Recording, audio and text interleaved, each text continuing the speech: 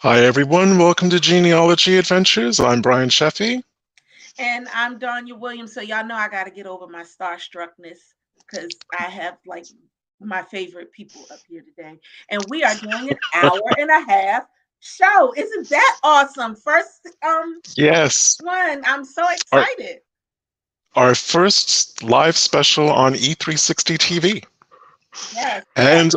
I'm not going to lie, I'm going to be a little starstruck too. So it's not going to be just Donya this week or for this episode. It's going to be the pair of us. But we have the heroes of relative race. This is the kind of culmination of all of our behind the scenes specials, speaking to contestants from season 6. We actually have some of the production team in the house, Yes. and we just want to get right into it. Donnie, do you want to start rolling off with your introductions? I sure am. So the first thing that I'm going to do is just pull up our awesome people. Please meet Tom, Rebecca, Tristan, and everybody's favorite, Dan, guys. Hello, hello, hello. So let me do my Oh, first two introductions and then Brian will do his. I'm saying that for Dan. So Tom, I am unable to get your last name, but Tom is after a 7-year career in network television, Tom founded LensWorks in 1997. A 15-year pro in image acquisition and post-production, Tom oversees all aspects of production at LensWorks. From creative development to shooting and editing, Tom's technical skills and creative thinking keeps raising the quality control bar for every project LensWorks puts out. And Dan, he is has the ability to work with clients to achieve their visual ideas and is at the root of LensWorks' creative process. Dan possesses a unique ability to take an existing idea to a new level and help clients develop original concepts that take them far beyond what they thought was possible. Prior to joining LensWorks, Dan spent 7 years at ESPN hosting Scholastic Sports America and Sports Center. He continues to work as a national on-air talent for NBC and hosts several LensWorks projects. He is a proud granddaddy. Yep. and we're also joined by Tristan Tolman. She is a professional genealogist, author, editor, and publisher. She has a bachelor's degree in family history and genealogy from Brigham Young University and is accredited in the U.S. Mid-Atlantic states. Not an easy area to research either. She is the owner of Legacy Family History, Inc., a professional genealogy research firm, and is the lead genealogist and casting director for the award-winning television series Relative Race. She has written curriculum for the family history degree programs at Brigham Young University and BYU in Idaho. Tristan currently serves as president of the Utah Genealogical Association. She loves working with clients and specializes in U.S. genealogical research, writing professional and family histories, and preparing genealogical information for publication. We are equally joined by Rebecca Hoyt. Rebecca first worked with the production company LensWork as a contestant on Relative Race, where she was crowned winner of season 3 and won $50,000. Congrats. She fell in love Yes. with working behind the scenes, and she has since joined the LensWork family and worked her way to senior producer for Relative Race and general manager of LensWorks.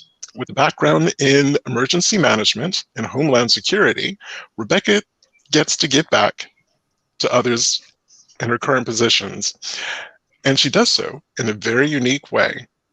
Welcome to the show, everyone. And what interesting backgrounds you guys have. I mean, you want to talk about Yeah. being as far removed from genealogy as you can possibly get. Just a fascinating story for all of you. Thank you, though. So I'd just like to take I just like to take the time to welcome you to the show. And while Danya is unless Danya, do you have a quick question before you do your thing? I'm done. I already did my stuff. I'm ready. I do want to say hi to Dan because we didn't get his thing was a little bit slower. So I'm sorry. I have to have my starstruckness on live. Um, I love you. I just need you to know that Wow. I do. I think I already love you too. I do. I love you. I love you. I think that you're your ability to deal with everyone and to feel the way that you do. You can see it in the show. You can tell how you care. This whole thing started because of season 6, which I personally think, and I wonder if you guys think the same thing, was probably your most emotional season with Ray and JD and all them. And I was in tears, and you were in tears, and yeah, you guys are just awesome, and I fell in love with you. So yeah, Mhm. I can be whatever you need. Right here. So yes, we didn't really get the chance to meet in the virtual green room. So again, just wonderful to be able to meet you. We've been kind of laughing in the green room, saying that both Donnie and I are a little bit starstruck by all 4 of you. So again, it's just really wonderful to have you with us. And I thought I would just start at the very, very beginning and ask the question, who actually came up with the show idea? And how did the idea of mixing a competition with genealogy even come about? Tom, you want to take that one? Sure. I think it was 2015, and BYU, the broadcast network, we had a partnership with prior. Dan and myself had at LensWorks producing a smaller scale show. And they approached us and said, hey, we want to come up with a show that has something to do with genealogy and a race and fun and prize money and emotion and family. And we think you guys can do it. And so they basically gave us, I think it was a month, Dan, if I remember right, to come up with a show concept of how that would all work and how we could make it work into a show. And we sat around and scratched our head and came up with it. Wow. I got it. So, can I add to that? Tom knows that I love to, I don't know that embellish is the right, well, that's probably the right word. One of the things that they did is they said, look, we need it to be based around, this is ancestry. They said, we need it to be based around this new division of our company called Ancestry DNA. And Tom and I think it was mostly me because Tom's smart and I'm not. So I said, what is this, like human DNA you're talking about? Because this was brand new. And we all forget how quickly things evolve in our world this day.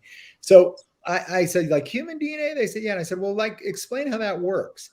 And, it was explained to us that how Ancestry DNA works is you get a tube, you spit into the tube, it goes back to them. They run it through their labs, and then they compare it with everybody else that's spit into a tube. And I remember either thinking or saying, let me get this straight.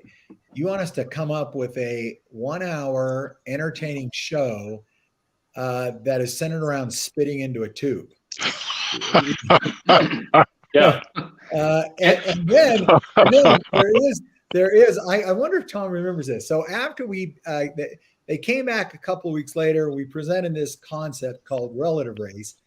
Actually, we called it the relative race. And the first words out of their mouth was, can you get rid of the word the? And we went, yeah, it's just a working title, better for social media. And I was like, well, see, I'm an idiot on social media. So that makes sense why I didn't realize that. And then as we presented this show idea, this concept, after they said, we like it, and they left our offices, Tom looked at me. Tom, I think this is how this happened. Tom looked at me and said, great, Dan. Now, how are we ever going to produce that? And we both. I think I said, how the hell are we going to ever produce that? And I, we just looked at each other and we kind of knuckled each other and said, we'll figure it out. Yeah.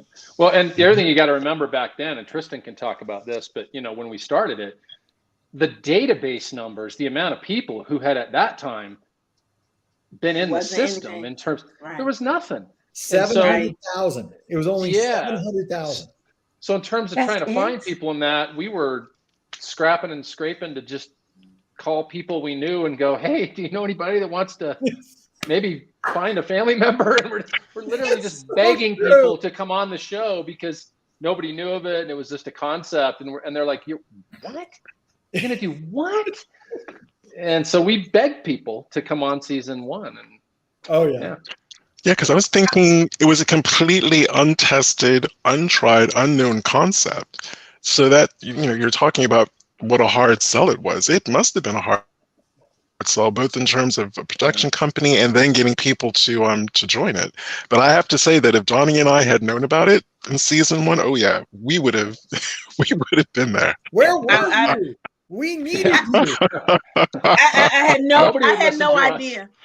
I think I found when I found your show, I think it was season 3. It was Rebecca's season.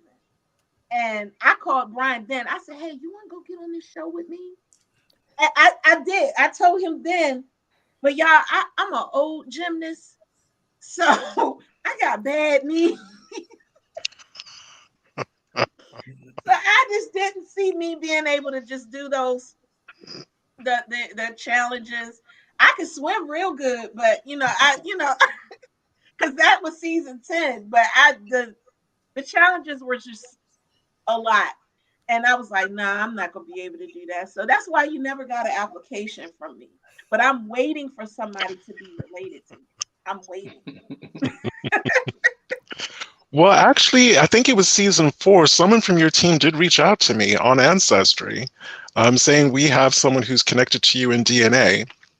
We had kind of corresponded, but because I think I was very, very distantly related to them, I think you guys found much, I never knew who it was, but you guys found much closer matches for them.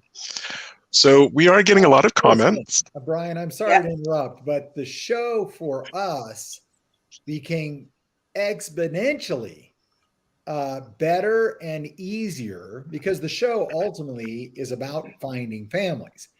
And once we found Tristan, and she came highly recommended to us, and then once we begged Tristan to be a part of the show, things got a lot easier for us, and the show got better because we found closer ties. Because that first season, as Tom noted, he's not kidding when we said we called everybody we knew, like personally, and just said, hey, please come on this show.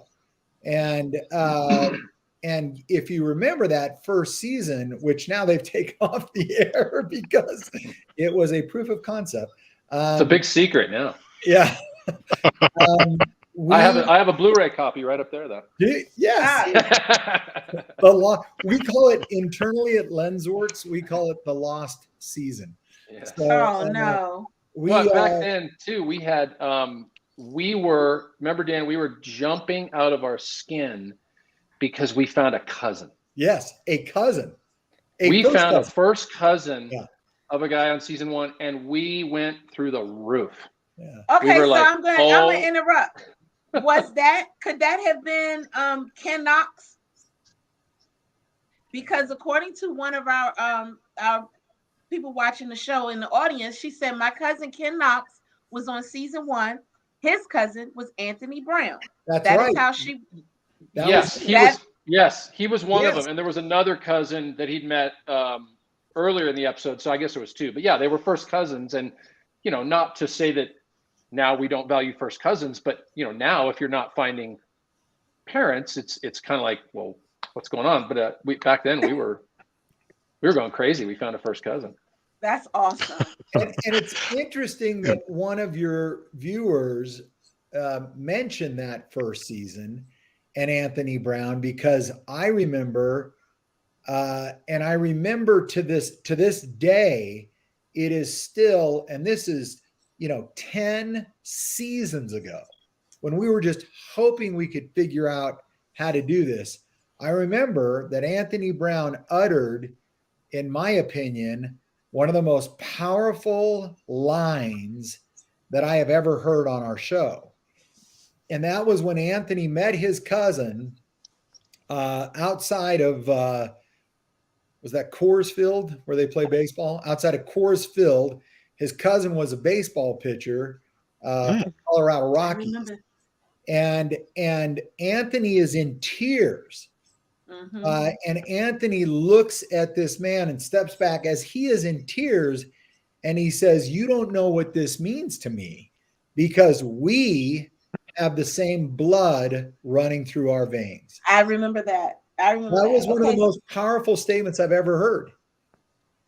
I remember that. So see, I kind of predicted we were going to get away from these scripted questions. Oh, sorry. Already, because you guys are just it's fine. It's fine. You guys have just blown it. fine. But what I'm really loving is, even though we're very different, two very different TV shows, it sounds as though we had kind of some similar, I'm not going to, challenges. That's the word I'm going to go for. Because our season 1 is very different from any other season that we did. Even how we filmed it was very different. Donnie was on her mobile phone in her car. I was on a mobile phone in a spare bedroom. We discussed really great topics, so our season 1 is still available. We'll probably go back and redo some of those episodes. But getting that proof of concept and I'm going to speak to the production side of the team on this one. That was really difficult. And how did you actually work out trying to actually deliver that proof of concept? That's Tom again, because Tom was one that asked me that once they left our offices. Tom, I'm sure Tom can speak to that even better than I can. I can say this, it's enormously challenging. Mm-hmm. Yeah, it's I mean, your question more, Brian, though, is specifically like to that, how did we pull off the very first one? Yeah. As opposed to how we're doing it now? Mm-hmm. Yeah. And it was the hardest thing I've ever done in my life. It was so difficult. I got very ill Oh my God. doing it. I was extremely sick, but it was just, we didn't know what we were trying to figure it out, and the technical challenges of having that many people on the road, let alone the genealogy side of it, and the amount of crew and the amount of cameras and the data, and just trying to figure out how to piece it all together into a cohesive show that made sense from A to B and had storylines. I would say we just literally went for it, and it was R&D. It was, we gave it our best. We came back, and then we went, oh, we have something here, but it's not this. Yeah. That was, we literally came back and went, that's not very good what we just did, because we really screwed it up from a production standpoint, but we have it. We have the concept, and we can make this work if we can figure out this and this and this and get some money behind it. And we did. Yeah. Because I'm thinking in terms of my marketing and advertising background, we have what's called A/B testing. So if you're not really, you come up with 2 or 3 different options for something, you kind of float them out there to test them with an audience to see what's going to resonate the most. You can't do that with TV. It's too expensive to do that. And, for you guys, I mean, you have, multiple crews, you've got camera people, sound people, all these moving parts. Once that's in the can, for you guys, that's it. It's in the can, so that there is no A/B testing on that one. So I can imagine the learning curve that you guys went through must have been incredibly steep. Well, and it continues, albeit perhaps not as difficult every season. Now I'm talking about the learning curve. The production, Tom oversees the production, and the production is, I would hope our audience feels that it's better every season. Having said that, we learn every season on what we can and cannot do at times. And we also often redefine what is the most, well, it's not so much, we've always known what the most important thing on the show is, which is finding family. But how they find their family through the nuances and the very overt ways that we approach every day of this 10-day race has changed. On season 1, for instance, our concept was literally driving from coast to coast. So we started in San Francisco, and we wound up 9 days later in New York City. Well, we learned Bad decision. quickly. Yeah, that's not Bad decision.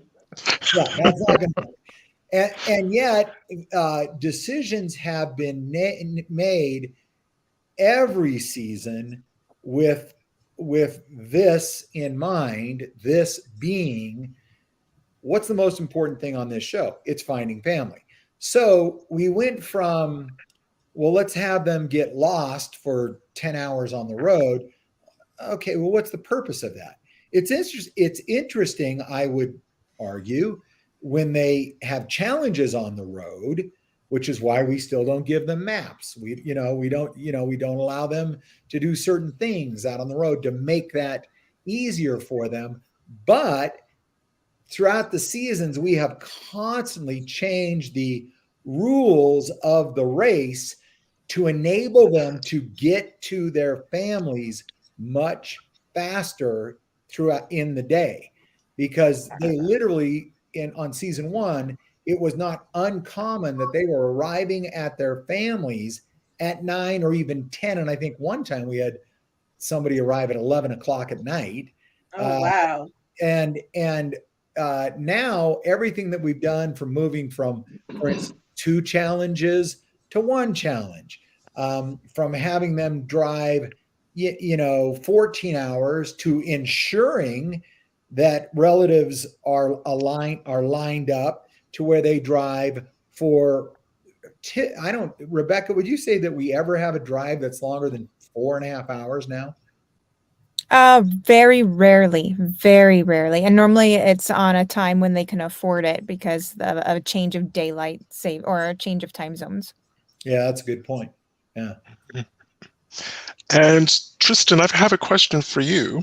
So again, the whole proof of concept with the genealogy side, you didn't really have a template to work with. And, as fellow genealogists, Donnie and I know how difficult traditional genealogy is. We know how even more complex and complicated genetic genealogy is. How did you kind of grapple with those issues right off Jump Street? Well, a lot of times when we do the research for our teams, they don't have genealogical information to begin with. So all we have is the genetic genealogy side to start with. We just start with their DNA because they know nothing at all about their family. And so then, of course, we use their DNA combined with genealogical research to try to make sense of who their family is. But yeah, is that your question? Is that the answer to your question? Well, that was the lead-in, because I can imagine, again, you're on a production schedule, which are incredibly tight, because you're running, I don't know how to phrase it. When people think of a season, they think that it's completed, but you're actually running kind of multiple mini seasons within an overall season. So I can just imagine, if you can talk about how tight those kind of deadlines are, and I guess what some of the challenges that's created for you? Well, yeah, we're always working under a lot of deadlines. We have in addition to doing the research, there's a lot of talking to family that has to happen once we start figuring out who the relatives are. And a lot of times it takes a lot of time to get a hold of family members. And so we get to a point where we've sent out messages, and we're waiting to hear back from people. And so that can be stressful because we know we're on a tight time schedule always. We need to get the information as quickly as possible. So it involves a lot of very, very long days by our team trying to locate these relatives and then, try to find different ways to get a hold of them. Sometimes we try to message them, or we try every phone number we can find and aren't finding working numbers, or we're not finding ways to reach them. And so we've had to get really creative in ways to get a hold of these people. And yeah, it definitely takes a lot of time, and it's very intense, but very worth it. Mm-hmm. And I got to tell you guys, as it relates to Tristan and in the genealogy world of how they do it and the traditional methods and that, I got to tell you all, Tristan is not only a genealogist, she's a PI. It's true. Okay. A private detective. You don't understand how many of these family members are finding each other because of her tenacity, because of her willingness to not give up, to find somebody, even if the traditional methods don't work. And I was telling you guys in the green room before the show about how she helped find Rebecca. We couldn't locate her with the records and everything we had, but Tristan, dug really deep and started going into like the county libraries and churches and local places, and finally convinced somebody that was at a church down the road to walk up to Rebecca's aunt's house and knock on the door and say, we have your relative here. So Brian is, just as somebody who's worked with Tristan, I can tell you, she uses very unconventional genealogy methods to find people for this show. Well, I'd also like to give this very sincere compliment to Tristan, because on top of all of this, and Tristan oversees a team that works more closely with her, but then also oversees all of our team in-house.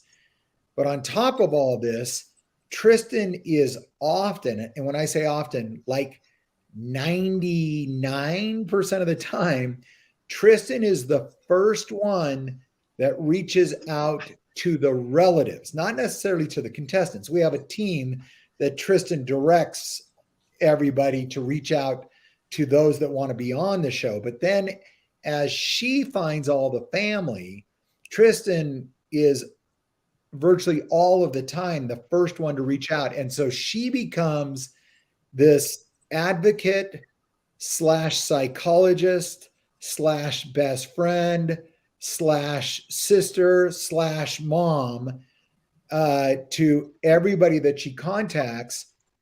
Because imagine that call that says, I'm encapsulating this, but imagine a call that says, hey, you probably don't know this, but you have a son or a daughter or a brother or a sister or a niece or a nephew, and they would like to meet you. And oh, by the way, we're hoping that you'll agree to that. And it's on a nationwide show that's seen in 86 million homes. So, hey, are you up for that? And Tristan does that with deft, with aplomb. She does it perfectly. And we have the people on our show, and this is not an understatement. Everybody that's on our show, it all comes back in some way, shape, or form to Tristan. Wow. Like I said, that is that's a great compliment. It is. It is absolutely.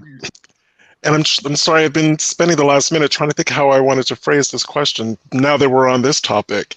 I imagine every season it's different, but I guess, Tristan, broadly speaking, I imagine there's three kinds of responses you get.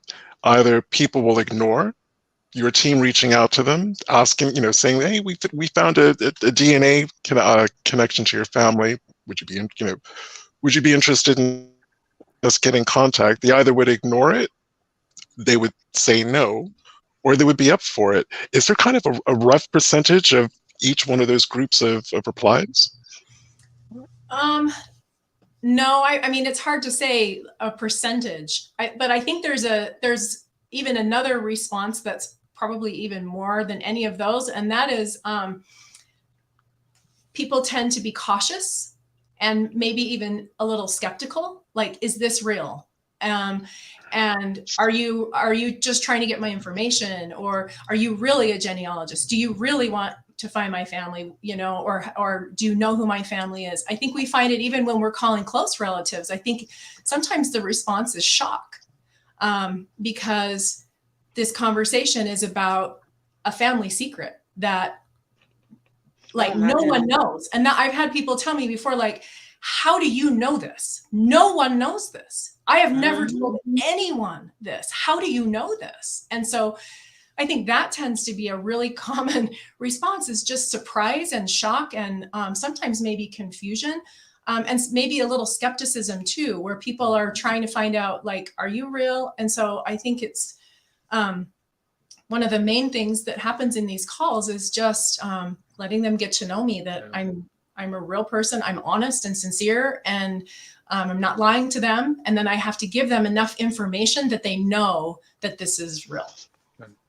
Wouldn't you say, Tristan, too, that one of the hard things is that kind of hot potato, like you mentioned, of a family secret? Because so often the people who have been adopted, or there was a situation where it was a child was conceived over here, and these people don't know about it, and yet they want to meet this person because they want to grow their family, yet they want to protect that person over there who, you know, knows the secret. And so there's a lot of that going on too on our parts to try to tell people, look, we're not a show that wants to air your dirty laundry and, you know, expose stuff. We just want to bring people together. And yet those elements are always there on a lot of cases where there is such a secret or a you know, delicate thing that we have to dance around.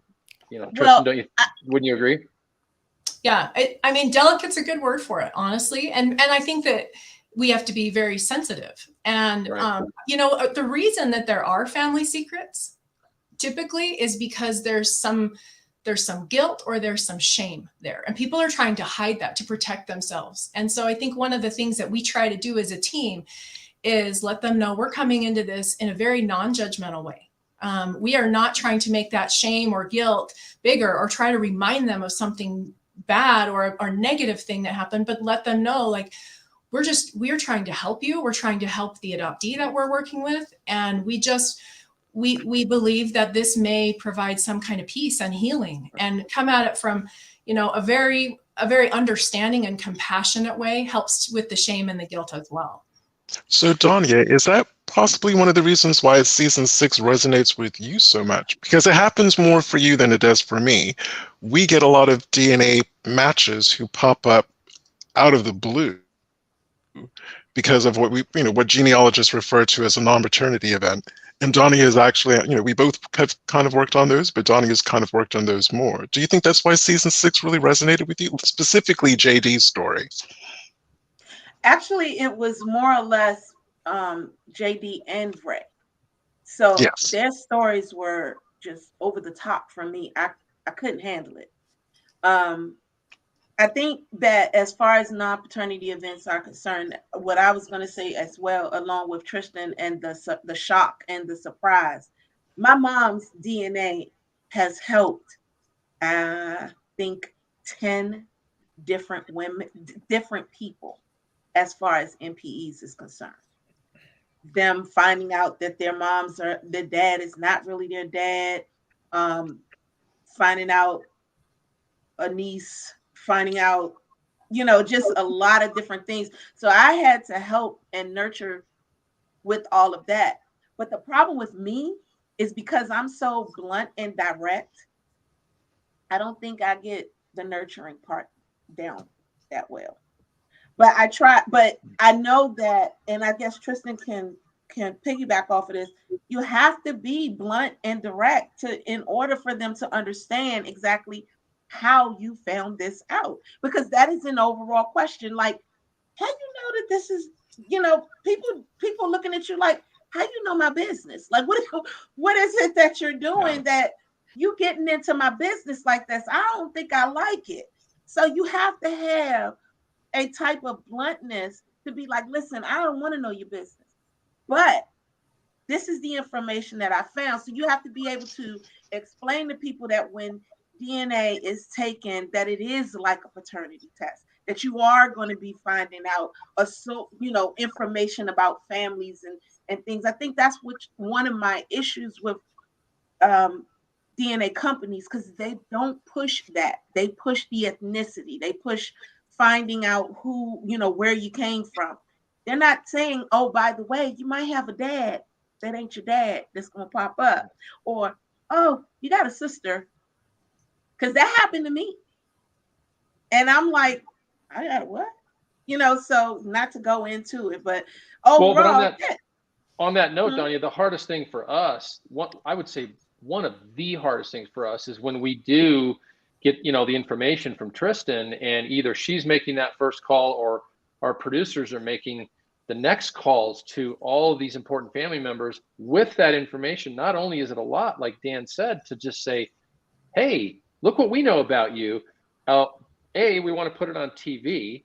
You know, B, you've been burying this or didn't know about it for so long, is to gain their trust, is to, in a short amount of time, be able to talk to these people to say, look, you've got to trust us. Please trust us, because we want to bring you together and we want to do it in a way that is something that's going to be beautiful and be great on television, that's really hard to do. And like Tristan said, it can take months of calls back and forth to that person to get them to trust you. And then you call their next relative who's related down here, and that relative says, "Oh, I don't want to do this. No. And they call the other relative back and say, "I don't think you should do this." So there's so many layers of building that trust to make all this come together that it's really difficult. Rebecca, you have a unique perspective that none of us have, and that's because you were a contestant. Yes.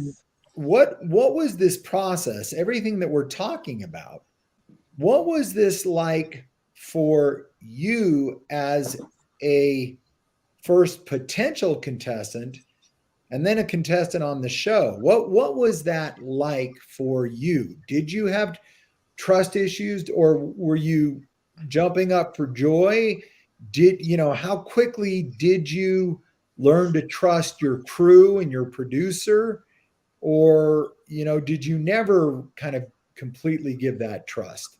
For every person, I realize it's different, but I don't think I've ever asked you this. I don't think you have either, Dan, and that's a great question. I will tell you first, when I did apply to be on Relative Race, and my friend at the time had convinced me to apply, and I said, "No one's going to want me on TV. Why would I do that?" And she said, "Because we don't know how to find your family." And so when I was contacted by Tom for the show, I thought, these people must be crazy. They don't want me on TV. And, I aim to trust Tom. Tom spent an enormous amount of time working with me and building my trust, asking me questions and getting to know me and letting me know about him and what his team was about. And as we got closer to filming, I thought, well, they wouldn't cast me on the show if they didn't have family, right? I'm not going to show up to a door and knock and there's going to be no one there. So I must have family. And then all the fear begins. Do they really want a relationship with me? Am I going to be rejected later? How deep is this relationship going to be? My goodness, what if this person just wants to tell me some terrible things and find closure for themselves? And it was really hard to then feel that, what if this isn't a positive journey, or I learned something that maybe I wasn't prepared for? But Tom kept encouraging me and telling me, I've got you.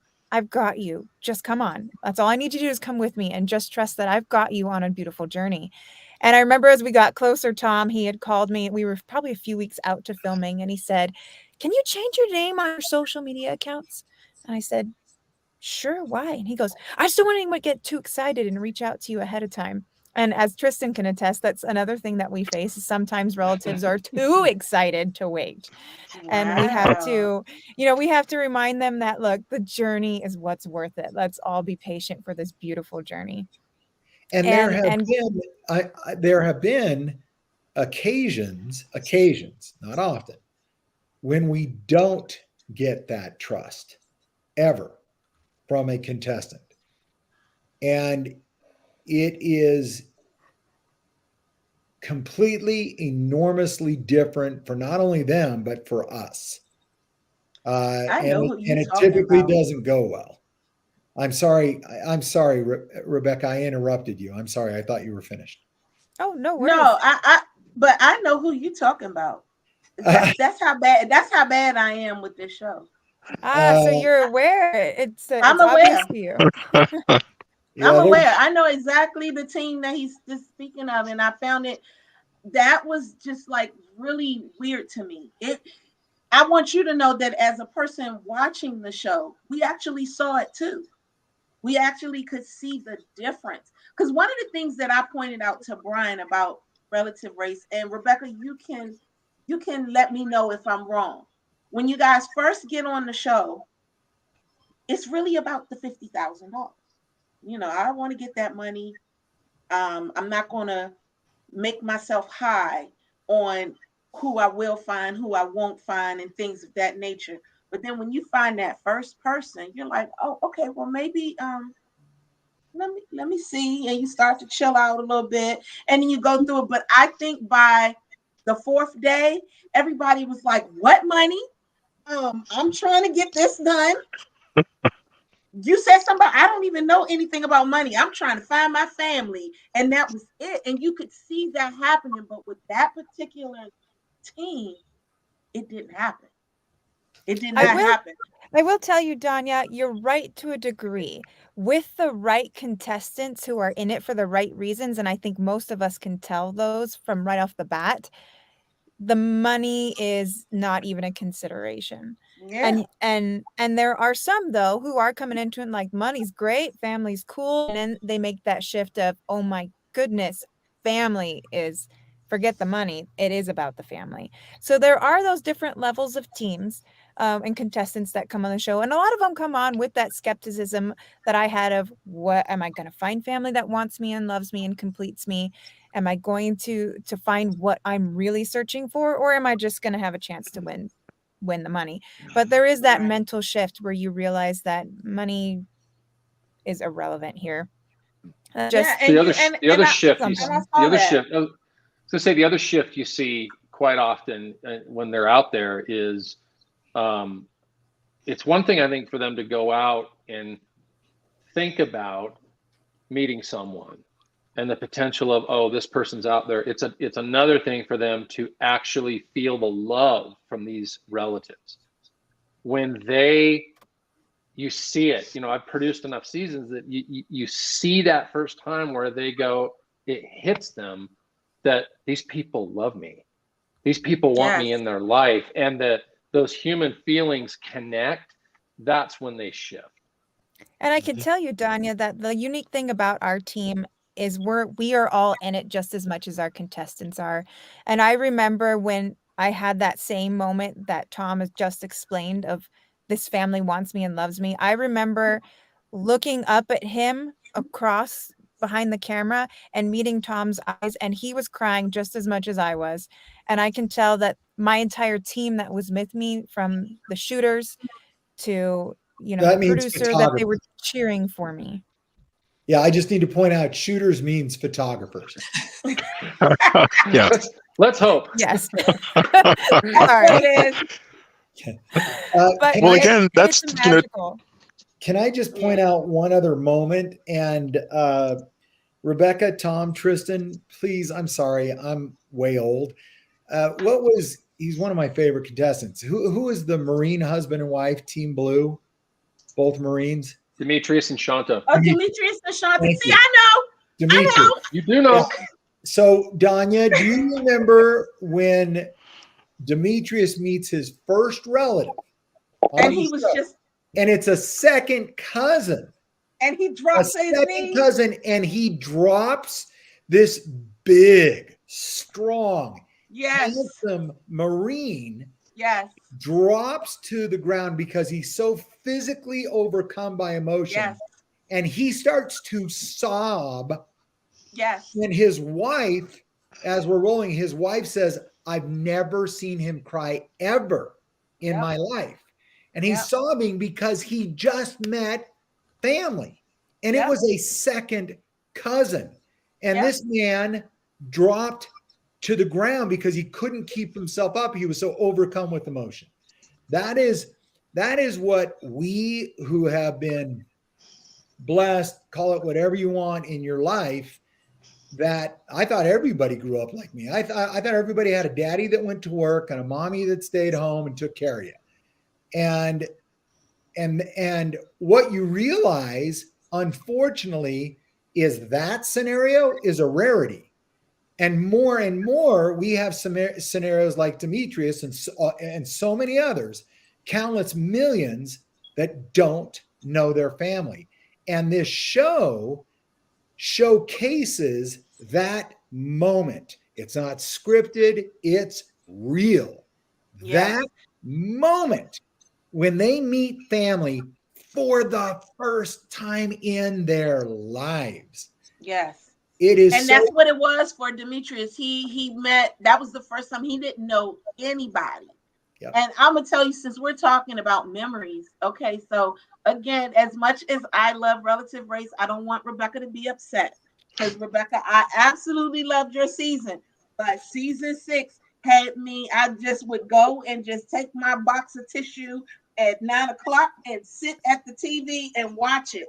And that was it. So JD and Ray had me crying every single day. Every single show, I cried. And when I got Brian into it, and I was like, listen, we need to get season 6 on the show. And we need to talk to them. And I need to get JD and Ray. I love Anitra. I love Deshae. But if I don't get to talk to JD and Ray, I'm gonna throw a tantrum like a kid on the floor. And so we actually, we were able to talk to everybody. And my favorite moment, I actually have two, was of course when when Ray met his brother. Yeah. But my actual favorite moment was after they closed their laptops, when Anitra had to go see her mom's grave. And Ray sat there and he put his hands in his head like this. And he was like, I got this all wrong. Let me tell y'all, I got chills right now. Because he was like, I'm focused on trying to do this. And this girl just went to go see her mother for the first time. He was destroyed. And as we spoke with the season 16, every last one of them, they talked about the love that they had for each other. Now, season 3, Rebecca, I can remember you guys loved each other. You guys, everybody did the heart. Everybody was loving everybody. But season 6, they actually explained to us the first day they met, they did a prayer circle. And we didn't know that. And I was like, what? And they were like, yeah. And when Anitra was talking about it, she actually started crying. When JD... And that set me off. Yeah. She started crying. And I'm sitting here, doing all this and everything, finding me some tissue. And then I can remember when JD and Ray spoke about it. JD started crying. And then Ray was talking about, yeah, it was an emotional, because Ray was the one that did the prayer. And I'm like, these people got a whole genuine love. And I'm just hoping that it continues to spread through each season like that. But I have to admit, I have not come across a season like season 6. I just haven't. I have to admit that. But I love it all. The whole thing takes me out all the time. It was a special mix of people that came together at the right time, and you could tell. Yeah, we could all think tell. It was. Like when we met them all, and they all spoke of each other, like you said, it was just a magical mix of people that came together. Yes, yes. I think from the contestant standpoint, what you quickly learn is you're on this journey with a group of other individuals who are similar to you in the respect that there's a hole in you and you need to fill something, and you're going on this journey to find that. And it's a bond, almost like, a sport team where you're Right. there for a common goal, and each of you is suffering or dealing with your own challenges, but at the end you're all working towards the same thing, and that kind of bond brings you together quite quickly. But so JD was kind of like a relative race pastor. Like his energy just, because he's such an emotional guy from the heart. He just, I think, brought all those people in, and they were all so willing and receptive where they were at in their lives that, it just worked. So let me tell you how bad I am as far as the show is concerned. I'm so bad that it was season 3 that started turning their laptop. Here, meet my so-and-so. Because seasons 1 and 2 did not do that. Well, we didn't have bad season one, we didn't have any laptops. So what was, I know it was something that you were doing that everybody was able to talk though. And they didn't. It was just phones. Dan was sending a text. He texted everybody at the end of the night. He's like, oh, here's how you did. And even that didn't work. Wow. Yeah. Oh, believe me. Wow. We could talk about this. Disaster. One of the things that I've really loved is sometimes it's just an unexpected reveal, because again, from the contestant's point of view, and Rebecca might talk about this, when you're knocking on that door, a stranger's door, you have no idea who's going to open up that door, what they're going to look like. And what I love is what I call the multi-ethnic kind of surprise reveals. Like again, in some of the seasons, contestants knock on a door, someone opens the door who clearly doesn't look like them. Sometimes, it's just a mixture of white and black ancestry. And again, what I really loved is that the contestants just took it in their stride, didn't break a beat, didn't break a sweat. Oh, you family, how, what kind of a cousin are you? I won't say that happen, that happens all the time. But Rebecca, I mean, what, no, as I say, you made it all the way to the end. So you were there for 10 days, knocking on those doors and meeting people. Was there ever a sense of trepidation of, I don't know who's going to open up the door or what they're going to look like, or even how we're going to connect as family members? There was. That's a great question, Brian. There's always this constant fear of, am I going to meet someone who's scary or who's so different from me that maybe I don't know how I'm going to bond with them? And you quickly find that there are some relatives that you bond with a little bit quicker and a little bit easier, whether that just be the mannerisms that you share with them. And the ones that you don't immediately feel the gushing warm fuzzies about, you still feel immediately connected with them. And it took me until about, I think, day 8, actually, to realize that it didn't matter who was behind the door. I was going to love them anyway. I kept waiting every day for there to be someone that I would be scared of. And Tom can tell you this. There were times where I was nervous. And to the team's credit, they were very reassuring of, no matter what, we've got you and we're here for you. And this is going to be a good journey. You just have to remember, don't forget to trust us. Mm-hmm. And it, like I said, it took till about day 8. And you do have those fears, but you quickly learn that it just doesn't matter. It just doesn't matter. Wow. Because again, to both Rebecca and Tristan, even, Donnie and I discussed, we discussed it more in our earlier seasons. DNA isn't a joke. And, I know it's kind of packaged as a $49.99, $39.99, $59.99, kind of fad type thing to do. Discover where you come from. Well, that can reveal things that unless you've really thought about it, can really spin you for a loop. And I'm just going to quickly take me for an example, but show you the positive outcome of it. Again, I mean, most African Americans by now, and I know the numbers keep changing, but, we have anything from 14 to 20% on average, European, white European DNA. So when I took my DNA test, and I was very lucky that I had 2 of my great grandmothers in my family until I was a teenager. They lived to be well over 100. So I'd already heard about some different family stories. But anyway, on one side of the family, I was expecting a large wedge of Irish, because my DC family always said that my mother's Turner surname came from this big burly Irishman called Patrick Turner. Well, come to find out, I did have Irish, but it was actually on my father's side of the family. There was next to none on my mother's side. And but where there should have been Irish, there was a big fat wedge of Ashkenazi Jewish. And we're like, well, we know who it is. It's Grandpa, because there was always a little question mark about who his father was. It's like, well, it's clearly him. And I have to say that I've always had a love of Jewish food.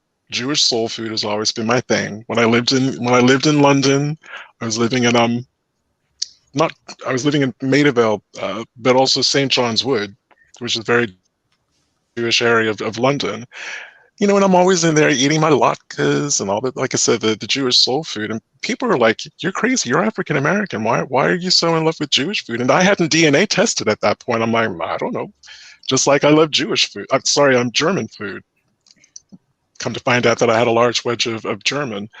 So it was just really wonderful to finally be able to meet my Jewish cousins and, go on a real journey about learning about Jewish customs and traditions and the history of where they came from and our ancestors came from in Belarus. So when I spat in that tube, never could have foretold that was going to be part of the journey. But it answered a lot of questions. And I enjoy learning new things. I enjoy discovering new things. So learning about a culture that I was very unfamiliar with was just a wonderful journey. And I guess, Tristan, Have any of the contestants kind of talked about that with you? And Rebecca, the other side of that is, does your DNA take you on a journey?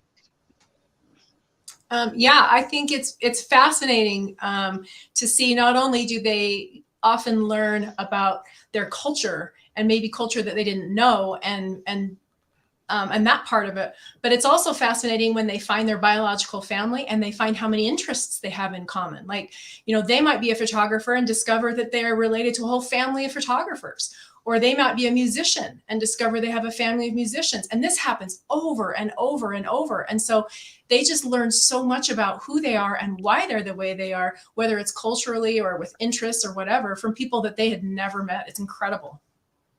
I think we've also seen, Tristan, our fair share of contestants, those who we cast and haven't cast, that they meet their family, and it's wild how similar they look and even act. Like, even the way they hold a conversation, or whether they're shy or outgoing. And they think, well, man, the family I lived in and was raised in, they were boisterous and loud, and I never felt like I fit. And then they meet their biological family, and they're quiet and reserved exactly the way they are. It's wild to see the difference of nature versus nurture and what you get from each side and the combinations. And Tristan and I talk about this often, how just mind-blowing it is. So that's the blue team on season 10, who you're talking about. Because I'm going to be very honest with you, when I can't think of his name, not Curtis, but his partner, Sean.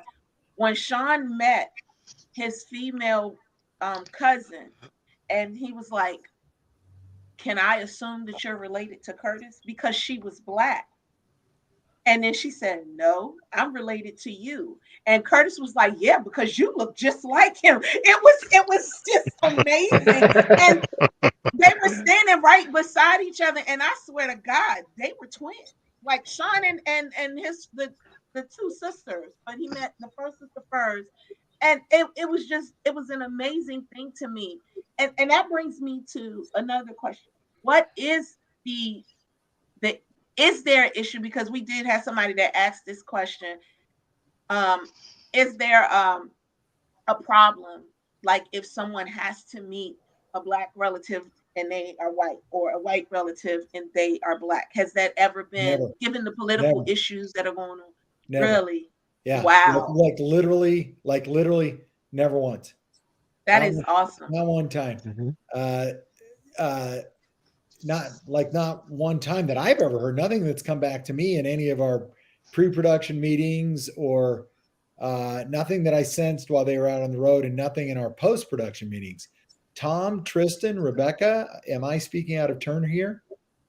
I have never witnessed that on our show. That is so awesome. I would say it's the opposite of that. I think we have had people who have been worried that they may not be accepted by a certain family for whatever reason. But in every case, it's the opposite. They absolutely have been accepted, And so I just think there's a lot of, we just find that there's a lot of really good people out there with a lot of love to give.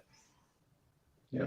But there's so much, I guess there's a lot of times where, for example, season 7, I'm thinking in season 4, where you have someone who, like Rebecca said, has been a certain way in their life and been around people, but they're yearning inside for this connection to this ethnicity and this type of people, whether it be Black or whether it be, whatever the race or group of people is that they want to connect with so badly. And then when they meet them, it's just magic to see how they just fall right into place, and the family just embraces them, and they are just like, this is what I've been wanting. Y'all are my people. I've had a great life over here, and I'm a privileged person because I've grown up with it, but they want that. And when you see them connect, it's pretty cool. Yeah, it is. It is. Now, there has been a very common question asked ever since we've been doing the whole kind of Where Are They Now series with the relative race contestants. Has any of the contestants needed counseling? Yes. Not to my knowledge. I know one team that should have had counseling before they came on the show, but anyway. I mean, I I agree. can't imagine that there are teams that haven't had. I mean, I don't know of any myself, but I can't imagine that there aren't dozens who have had it because they needed it. I can tell you both I hope they have. from my experience that going on the show, I thought that I had my life figured out. Life hadn't always been easy, but I've dealt with it and moved forward. And what I figured through the journey on Relative Race was there was a hole inside me deeper than I ever knew. And Yep. coming off of the journey and finding out where I belonged in the world and the people that loved me filled this hole and brought a peace that I did not know was humanly possible. Literally changed me fundamentally. And suddenly I went from thinking what I thought I knew was happiness to actually knowing real joy in life. And you wouldn't think that that kind of emotional or mental shift could happen from just knowing your people, but it can. And I think when I've spoken to a lot of the other past contestants, they feel the same. And do we talk about it amongst ourselves? Yeah. Do we lean on our producers who have gone out with us to talk through some of it? We sure do. And then in my case, do I reach out and talk with Tristan and just unload everything on her? Yes, I do. And that is the counseling that helped heal me and connecting with my family. But beyond that, I don't think that I needed more because the journey was what I needed. Wow. Mhm. So now I'm wondering if that's one of the reasons why maybe the show resonates so strongly with African Americans, because even if you can rattle off your ancestry back to your 2 or 3 times great grandparents, as I said before, a lot of African Americans, and by that I mean people of color whose ancestry goes back at any length in this country, we have features that, given that we're Black, don't necessarily make sense. And I know that my great grandmothers refused to answer any questions about, well, why do we have freckles? Why do so many of us have, blondish red hair? Those aren't typically African features. And we can kind of see in each other, it's like, something's kind of going on here. And like I said, the older generation, and as an adult now, looking back on it, they knew. All the answers that Donnie and I have spent years looking for, searching for, working with DNA to uncover. It is kind of frustrating because they knew. Now, whether that was a sense of shame or embarrassment or pain and trauma, and they just wanted to forget about it. I guess African Americans kind of see that in almost every season. And again, I think that was the reason why season 6 in particular was so powerful for me, because Donnie, you weren't lying. You told me you were gonna cry from the first episode. And when JD got that gut punch about his dad, that was it. When Ray got that gut punch about his mom, Donnie will tell you, I am not a crier. I am not one of life's criers. Those two, it was like every single episode. I'm like, I should take stock in Kleenex at this point because I'm just crying so much. Yeah, my sister fussed at me. My sister, yes. I told my sister, I got my sister to watch it. And I told her, I said, now I need you to be ready and I need you to be prepared because you're going to cry. Mm-hmm. I got it. My sister's a pump. I'm sorry. She's not a pump. But she could be somewhat wimpy. She's not watching right now because she's traveling to Iceland. So I can say this. But she can be somewhat wimpy. And she was like, I'm not going to cry. I said, okay. And then I think Brian and I was on a show or whatever, and she was watching it. I get a text message during the show, and she's going off on me in all caps. You didn't tell me I was gonna cry on the first show. You didn't. I'm like, man, and I just, just left her alone. But the show itself, the show of Relative Race, I think it resonates with me so much because I am so family oriented. And I think Tristan can follow me on this when I say that as genealogists, because I think there's a difference between a family historian and a genealogist. Genealogists want to know everything. They want to get it all. They look at the economic background. They want it all. They want to know. And as my research has gone to the way that it has, as an African American, I've learned that we actually had a seat at the table without knowing that we had a seat at the table at some point. And this is a history that's not taught. So genealogy for me is reteaching history. And this is why we do what Brian and I do, what we do. We reteach history, but we tell the truth about it. And that's where my bluntness comes in, because I'm not going to sugarcoat it. It's nothing that you can sugarcoat. It's nothing that you can change. It happened. And these are the moves and the things that had to be done in order for it to happen. And I feel like you guys embody that in your show by pointing out, okay, well, this is your family. And then everything that you're saying and how you have to like coax these people and saying, yeah, no, for real, this really is Rebecca. This really is this is your niece. We found her. You know, you had to go through all of those different things. I find that to just be fascinating, and it's just one of the best things ever. And it's one of the reasons why I love genealogy so much, regardless of how much it gets on my nerves. And Tristan can understand that part too. But regardless of that, you know, it's one of the best things that has ever happened to me, ever. Mm-hmm. And I'm 50 years old, and it's ever the best thing. And I would like to say to the four of you and to the whole team behind Relative Race and what you do, you know, as painful as some of the story arcs and the personal journeys are and have been and will probably continue to be, because you are doing a casting call for season 11, there's always a resolution at the end of it. There's always something, it seems to be always something positive in that every contestant has. And I think that's amazing. And I think, you know, whether you wanted to do it physically or on the inside, you know, that's something that should be applauded, because I can imagine that is not easy to do for a show like yours. Well, I can only speak for me. Tom and I, our entire adult lives have been spent in the kind of content creation. It used to be television. Now it's content that can stream or, you know, but when Tom and I both started in this industry, it was television content, television programming. And I'm so grateful that I've been asked to go speak around the country to different groups on Relative Race. And now I feel even better because Rebecca comes and joins me now.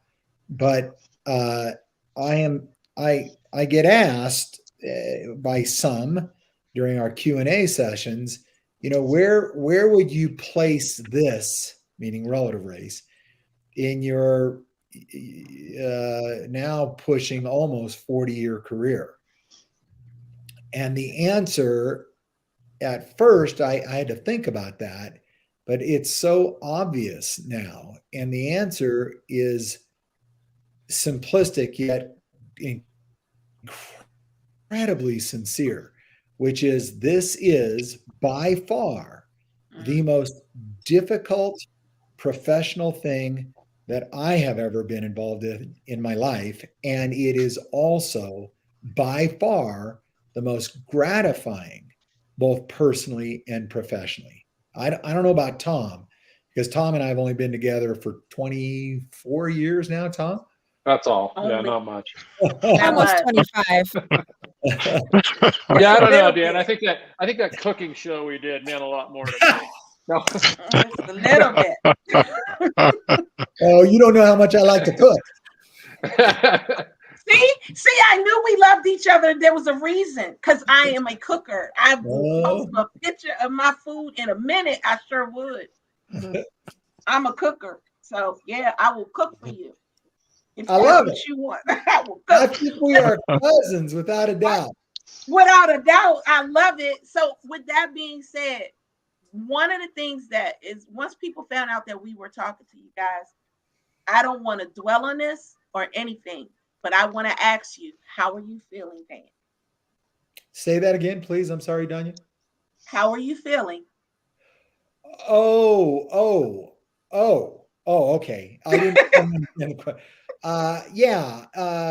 The network did ask me at the beginning of season 10 if I would please go on camera and explain why I probably look different to those that have watched multiple seasons of the show.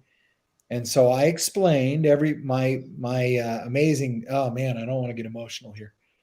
But my amazing, my personal family and my family at Lensworks, chief among them, Tom, who I think of as my own little brother. Almost a year and a half ago now, I came to them and my family and announced that I had just discovered that I had metastasized cancer that had spread throughout my body. And I am feeling now, I am feeling great. I just got back this morning from the third workout with my youngest son, and Tom and Rebecca know Chase, my youngest. He lives close by, and the doctors have given me a green light to go back into the gym, and so I'm feeling now that I'm removed from chemotherapy. I'm feeling stronger and better, like literally every day. So, I'm keeping a positive outlook for the future, but we talk about family and I don't want to be, like all melodramatic here, but, I thought that I knew the importance of family. I've always had a strong family, and I thought that I loved my family. Well, I knew I loved my family. That means my children, my grandchildren, and my siblings, and my sweet mother, who's going to turn 90 this year. We lost my dad 3 years ago, but when you get the news that I received, your family, and what's interesting is this includes my Lensworks family. Mm-hmm. Tom and I have tried to create a company for the last 24 years that, for lack of a better term, is kind of family oriented. We actually care about the people that come to be part of our team. And so when I got this news, my family, including my Lensworks family, I think maybe the best word is that I treasure them, like just deep down inside. Or I don't know that I could have gotten past this. And there's some other things. I was in a pretty bad accident, and Tom, I don't want to go into what Tom doesn't want to share, but Tom and I have both suffered family, very, very, very close family losses. And I've leaned on Tom and I've leaned on my family. And I'm doing, so anyway, thank you. My health is improving every day. My hair is starting to grow back. I didn't know it was all going to grow back white. So I'm a little. It's called wisdom.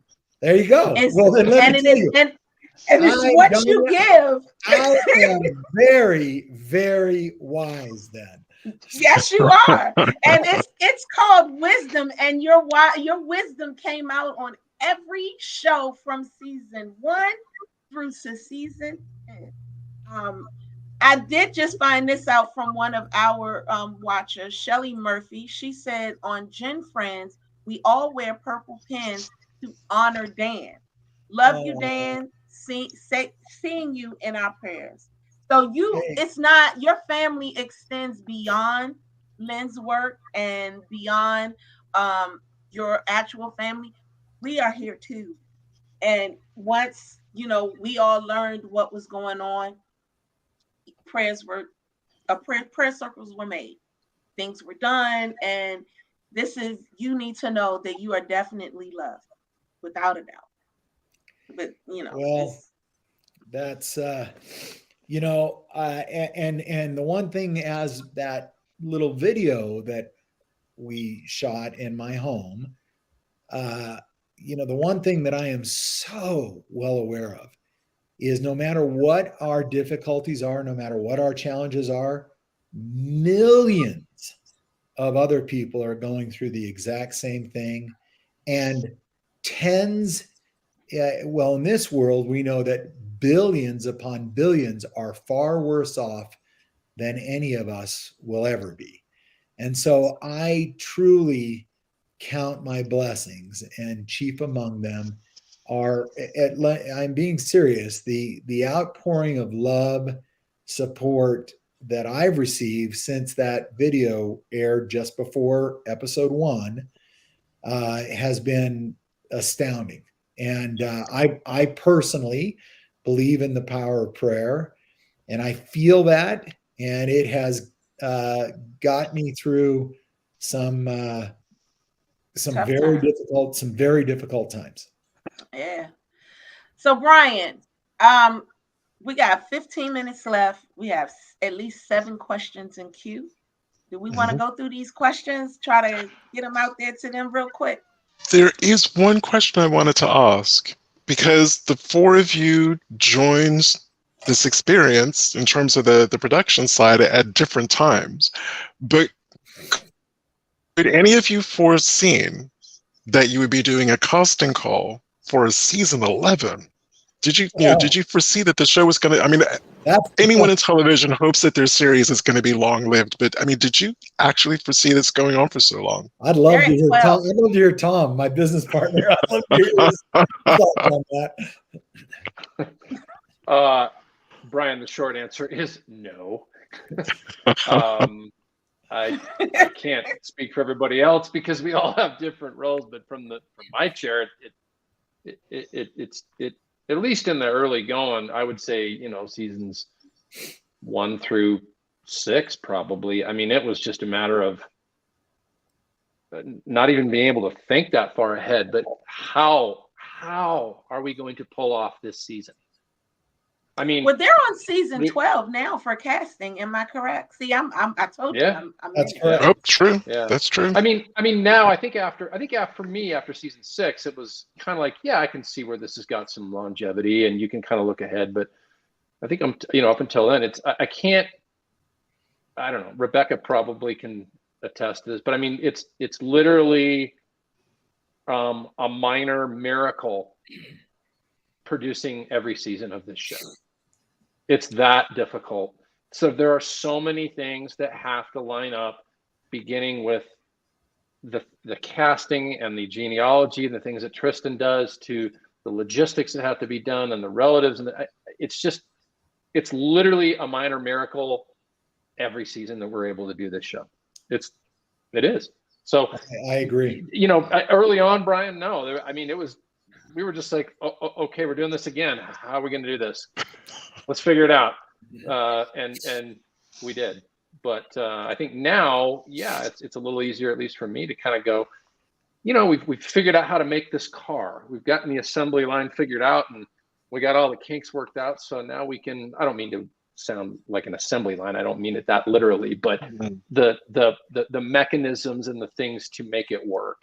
After probably 6 seasons, 6 or 7, we kind of were like, okay, I think I know what we're doing now. Yeah. That's awesome. The processes were in place. So Karen Ames asked the question. You said the processes were in place. Yeah, the processes are in place, but every season, to Tom's point, even though those processes are in place, we get thrown a curveball that is the sickest curveball that just hangs on the edge of the plate and then drops, out of sight. And you're just whiffing at the air, and you got another strike called on you. So, I mean, for example, we had, I don't remember which season it was, Rebecca, but we had a team drop out 2 weeks before shooting. Yep. Yeah. Oh, we did. I mean, that was actually season 6. Yeah. I mean, imagine that was season 6. We season put 6. 6 months of pre-production into all of the stuff to get ready to go shoot. And we had a team drop out 2 weeks before. Can I ask Rebecca a really quick question? But you want behind the scenes? Let me quickly like Paul Harvey said, and now the rest of the story. Now you're dating yourself. So that's true. And so yeah, there's a bunch of people going, Paul who? Who the heck was Paul Harvey? So I this know. is true. So this is true, and this is where miracles occur. Literally miracles. I sent a text to every one of my children, and I said, I need a miracle. I didn't say I said, we need a miracle. Lensworks needs a miracle. We just had a team drop out, and we don't know what to do. We need a miracle because we can't change the shooting. And I said, if any of you know anybody that might possibly be looking for family and know of our show, like, we need to know now. Well, the next morning, I sent that out at night. The next morning, my youngest son, Chase, sends me a text and he says, hey, Dad, are you by chance looking for somebody to be on Relative Race? And I said, what are you talking about? I just sent you the text last night. And he goes, oh, I didn't see that. Was it a group text? I said, yeah, it was to the family. And he said, oh, I didn't see that. And I said, well, why are you saying this? He goes, well, do you remember this blah, blah, blah girl I dated in high school? I said, no. And he says, okay, well, her dad just found out that the dad that she thought, that the dad he thought raised him is not his dad. And they love Relative Race. And I was just wondering if you need somebody. Well, that was JD. That was JD. Now fast forward to, we went, it will be impossible to find the family. It's impossible. So up comes, so that's one miracle. Next miracle is Tristan. Tristan comes back to us, and I think it was like in a week that Tristan, it calls us or comes to the office, and she is like a 10-year-old. She's like, oh my gosh, I found everybody. She goes, I found everybody. And we're like, and on top of that, she says, and they're all on board. They all want to meet him. And we went, that is, again, these miracles that take place. Yeah. Because I was going to ask, so I can imagine Tristan, that was in Britain, they have a saying called all hands to the pump. That must have been an all hands to the pump kind of situation. But Rebecca, did you, in being an executive producer or senior producer, sorry, and the GM, I mean, did you kind of draw on your previous experience in like the emergency services? Just like, all right, I've got to keep it calm, have a pathway through this. I mean, what was that like for you too? Brian, I think that's one of my favorite parts of what we do, is because it is can be very stressful, and it can be, as you put it, all hands to the pump. It pulls on my need to solve problems, to work collaboratively, and to find solutions and do it quickly and do it with a smile on your face. I absolutely love it. I love it when we're like, this went wrong or this went right. And I'm like, yes, let's get excited about the chaos. And which is every week. Yeah, which is every week or every day. And sometimes twice a day. Well, it's almost thrilling. I want to add one other thing that I've seen as well, and that is that it's moments like that where we feel like we need a miracle, and we get one, that we realize that this show is bigger than any of us. It is. It's bigger than everybody. It's beautiful. Yes, yeah. I agree. Yeah. So I do want to ask one question, and I want to say to our audience, thank you for posting your questions. We will try to get them answered because we're almost out of time. But I want this one question because I feel like it might in some way help me. Will there be a senior edition? Yeah, because see, I got senior needs. So will there be a senior edition for the show? Because we have one person by the name of Karen Ames who's constantly asking, I want to be on the show, but I can't do those physical challenges like that. So is that an idea? So we have a concept that we put forward to the network for several years now that is a much simplified version, but still has all of the wonderful reveal and emotion. And so to that person that asked that question, if we could get the network to sign off on that, then she would fit perfectly for that. And Tom and Rebecca, you know what that is. So yeah, the other challenge though, Tristan, you can speak to this too, but Danya, the other challenge is like when you get people who are older, like JD and some other people we've had on there, the challenge is finding relatives that are alive. Yeah. Yes. Oh, I definitely quite simply, get that. Yeah. It can be very difficult, or even that they are so old that, you know, they're not in a position either physically or whatever to really, you know, be on the show in a way that works well. So that's the challenge with some older people. Not that we don't want them. They're amazing. Yeah. Or And you may even have the issue of going the opposite direction. It's too soon to actually do the research. And you can't find them. Yeah. And I guess if we can do this in about 2 minutes, because it's about the amount of time that we have left. The other common theme of questions that we get is, will there ever be, people refer to it as an international edition. I'm thinking more like Canada, Caribbean, Mexico. Yeah, so we've been asking Tom, we've been asking the network about that for 5 years, 6 years, 5 years. We would love Money is the answer. What's the question? Yeah, we would love to do that. And Tristan has often found relatives in other countries. We think television-wise, from a television, pure entertainment standpoint, it would be absolutely incredible.